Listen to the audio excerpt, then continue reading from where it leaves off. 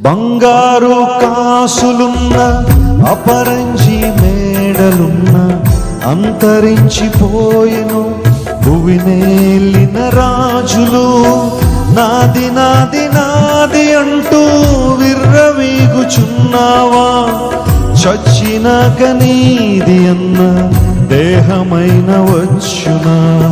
నాది నాది నాది అంటూ విర్రవీగుచున్నావా?